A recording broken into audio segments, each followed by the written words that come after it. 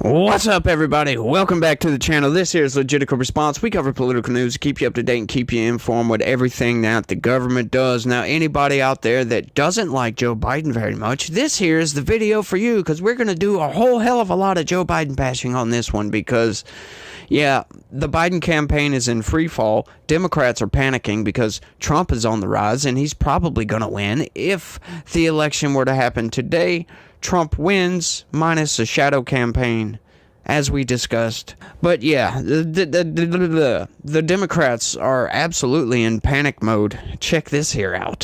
Why Democrats are in freak-out mode over Biden's re-election prospects. Yeah, so we've been seeing a lot of this. We've been seeing poll after poll after poll after poll after poll. I could go on for that forever because there's been too many polls, but all of these freaking polls are showing Trump in the lead by a good margin, by a pretty decent margin, if you will. And historically, these polls are always skewed in favor of Democrats. But, you know, I don't really buy into that a whole lot. That's just what people always say. And if that's true, it really spells doom for Democrats and Joe Biden. But I don't think that's what it is. I think it's just people are tired of the last 3.5 years and really want to just get that over with, and they are willing to vote for Donald Trump to end this absolute farce of an administration that we've had. Let's get into it. President Biden's consistently poor polling is triggering panic among Democratic operatives with a little more than 5 months to go before his likely election rematch against Donald Trump. The outlook has grown so dire, Politico reported Tuesday that one advisor to major party donors has been circulating a running tally of nearly 24 reasons why the incumbent is in trouble, including his age, frustration over immigration and inflation, and the unpopularity of Vice President Kamala Harris, which, where the hell has she been? I haven't seen her much lately. Has anybody else? Yeah, she's very unpopular because she just seems like an idiot. She comes off as a dumbass with some of her speeches that she gives. I think it's very important, as you have heard from so many incredible leaders, for us at every moment in time, and certainly this one, to see the moment in time in which we exist and are present, and to be able to contextualize it, to understand where we exist in the history and in the moment as it relates not only to the past but the future. AI is kind of a fancy thing. It's, first of all, it's 2 letters. It means artificial intelligence. But ultimately what it is it's about machine learning. And so the machine is taught. And part of the issue here is what information is going into the machine that will then determine, and we can predict then, if we think about what information is going in, what then will be produced in terms of decisions and opinions that may be made through that process. Donors ask me on an hourly basis about what I think, the advisor told the outlet, adding that it's so much easier to show them, so while they read it, I can pour a drink. The list of why we could win is so small, I don't even need to keep the list on my phone, the person went on to say. Of course, they didn't say that in the article, as you could clearly see. I don't know why the person went on. That's what they put. I guess they just forgot to put say. But yeah, he's right. The reasons Joe Biden could win are so short, it pretty much boils down to Donald Trump. And that's it.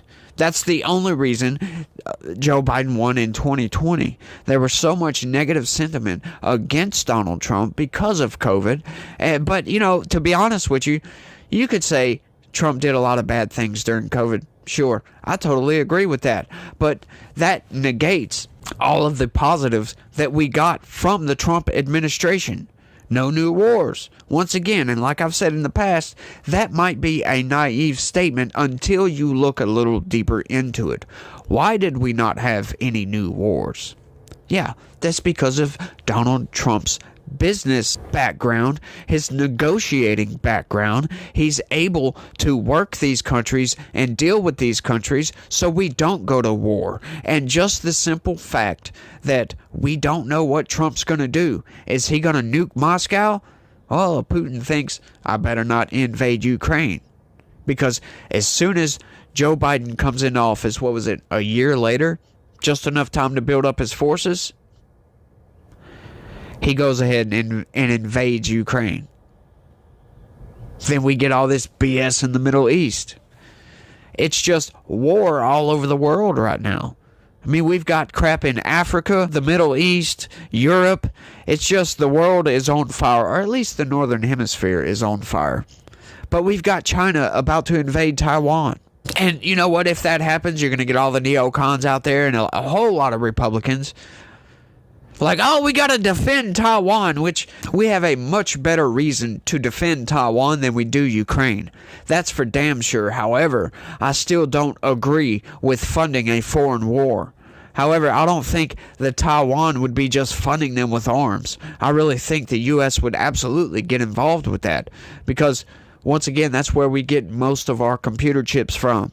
And everybody over here in the United States, they're not really willing to give up their new phones and all their other electronics and technology that those computer chips make happen. Yeah, so they're going to outright, defend Taiwan, but I don't think we should. I think we need to build up our infrastructure here so we can make all those chips ourselves. Once again, a Donald Trump policy to try to bring manufacturing back to the United States, which that is what Joe Biden has done the opposite of, if you will. He has subsidized all of our manufacturing out to other countries. It's outright BS. And then claims to be the jobs president while giving those jobs to criminal aliens. Yeah, I can see why people don't like Joe Biden. You don't want to be that guy who is on the record saying, we're doomed, or the campaign's bad, or Biden's making mistakes. Nobody wants to be that guy. One Democratic operative in close touch with the White House told Politico, explaining why the president's allies are putting on a brave face while privately having a freakout about the election's perceived stakes. Yeah, that's about right. They're saying, oh, there's no problem here. There's no problem whatsoever. I think that might also be because of the shadow campaign, that they know that they can get more pieces of paper than Donald Trump can, which is dumb. It's just stupid. It takes away from politics, right? Because to get elected into office, you want to get out there and you want to win the argument. You want to make your case as to why you're the better politician. You're the better person for the job. You're more suited. You're more able to get the job done to make your life easier, to make your life better, and make our nation prosper. Joe Biden cannot make that argument. His policies will prove him wrong. There would be a logical inconsistency to think that Joe Biden is going to operate any different the next 4 years than he has the past 4 years. So why would anybody believe that Joe Biden is going to change his strategy on how to rule the American people with an iron fist, rule by decree instead of enforcing legislation? Right? Because that's what the executive branch is supposed to do. It's supposed to enforce the legislation that Congress makes. He's not supposed to executive order his way into dictatorship, which is essentially what he's doing, simply because of all of the social media stuff that came out. I stress this point. I've been trying to stress this point for a long time. Joe Biden, his administration, getting in touch with social media platforms to shut down the opposition voices on these social media platforms is the most egregious violation of the First Amendment a president can commit. Any politician can commit. And he did this over and over and over. And then he brought a lawsuit to continue to do it when the Supreme Court told him he had to stop. Huh? Supreme Court says you're violating the First Amendment, and Joe Biden says, to hell I am. I'm going to keep on doing this. Joe Biden says, I'm going to pay off student loan debt. The Supreme Court says it's unconstitutional. Joe Biden says, the hell it is. I'm going to continue to do this. It's just absolutely mind-blowing the lengths these people that get behind Joe Biden are willing to go to uphold their incumbent. You know, I'm reluctant to call these people cultists because they're constantly calling us cultists, right? But it's not really a cult. They have cult-like attributes where they refuse to say that Joe Biden is too old for the position, which he is. That's obvious to anybody. They are unwilling to say that Joe Biden has tanked our economy, which, once again, it's not all Joe Biden's fault. That's also Congress's fault, because they approved his budgets. But it was still his budgets that set our economy ablaze, if you will. They're unwilling to admit the damage Joe Biden has done to our country. They're just unwilling to admit that. There's no border crisis. Oh, other people started these wars, which they did, but, you know, it's our job as the leaders of the world to try to not have all these wars, to try to stop these wars before they start. You know, it's our job as leaders of the free world to try to prevent wars, not see somebody invade another country and then just start dumping billions of freaking dollars into this country to help them fend off the attack.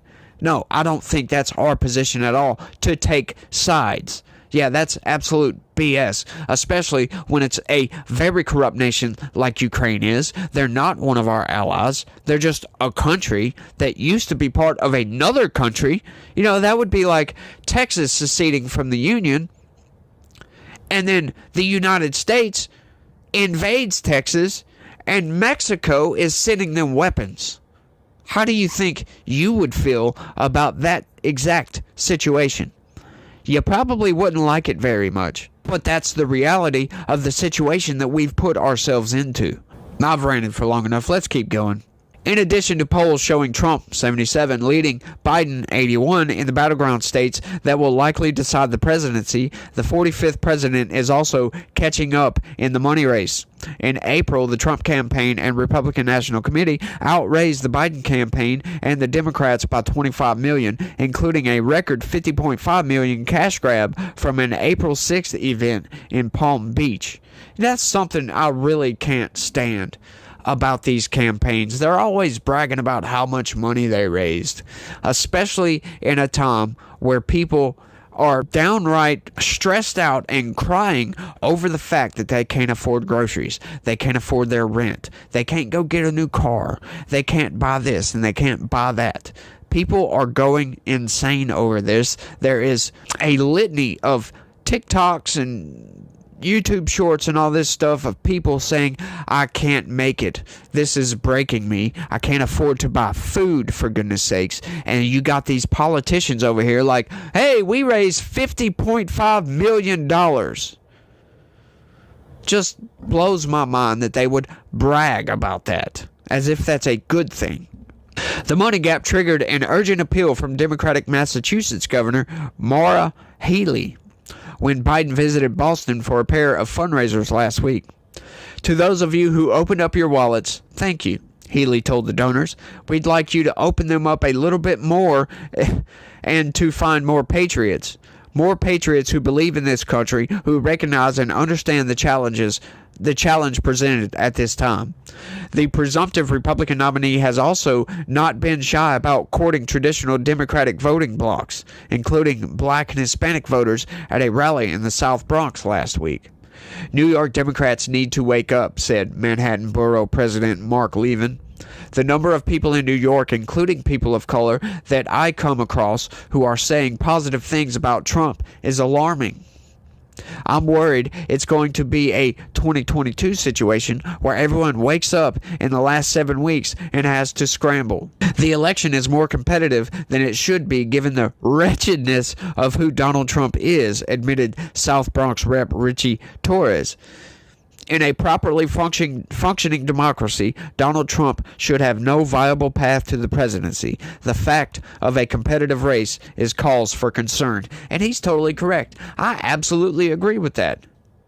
The fact that so many people are getting behind Donald Trump. A rich billionaire he's a narcissist. Let's just get that out on the table. He's a self-serving narcissist. There you go.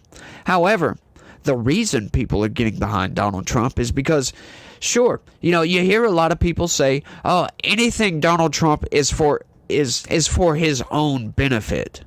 Well, my rebuttal to that would be, if Donald Trump is working to make America great again, make this country prosper, get us out of the slump that we're in, if he's doing that for his own purposes, to make himself more rich and to give himself more clout, then who cares? Who absolutely cares if it makes your life better in the process? Nobody, absolutely nobody on the left can ever answer that question. The Biden campaign dismissed the former president's recent events in New York and New Jersey as a photo ops and PR stunts. Yeah, exactly what they did in 2016, and look what happened in 2016. The work we do every day on the ground and on the airwaves in our battleground states to talk about how President Biden is fighting for the middle class against the corporate greed that's keeping prices high, and highlight Donald Trump's anti-American campaign for revenge and retribution and abortion bans, is the work that will again secure us, the White House, spokesperson Kevin Munoz told Politico. And that's the exact messaging that is making people go to Donald Trump, because Joe Biden is obviously not fighting for the middle class. He's destroyed the middle class by not stopping the inflation from rising to 9%.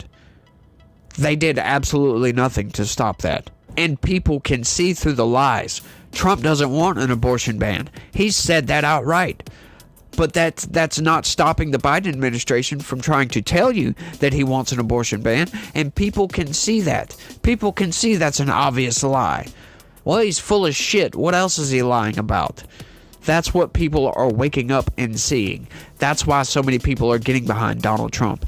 That's why Donald Trump's popularity with black and Hispanics has exploded over the past couple of years. People are starting to see that Joe Biden is bad for the country, is really bad for the country. But I think I've made my point clear. I want y'all to let me know what y'all think about all this down in the comment section. What do y'all think is going to happen in 2024 in November? Do y'all think that Biden's going to somehow pull out a victory out of his ass? Or do y'all think that, yeah, the polls are correct and Trump is going to win? Let me know what you think down in the comment section. That's all I got for this one. I want to thank everybody for watching. And y'all try to have a good day and stay legitical. Peace.